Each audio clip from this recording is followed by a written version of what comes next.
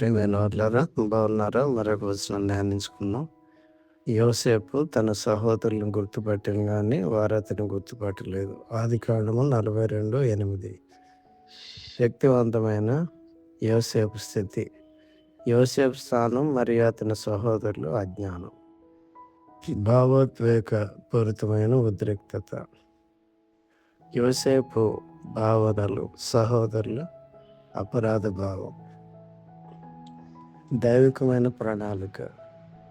తెలియబోచున్న కథనము పెద్ద చిత్రం.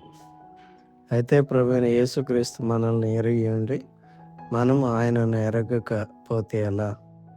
మనము సత్యవంతుడైన వాడిని ఎరగవలనని దేవుని కుమారుడు వచ్చి మనకు వివేకం అనుగ్రహించి ఉన్నాడని ఎరుగుదాము.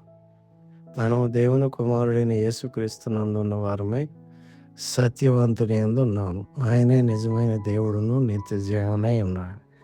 1 యోహాను 5:19-20. దేవుడు మిమ్మల్ని దీవించునుగాక. ఆమేన్.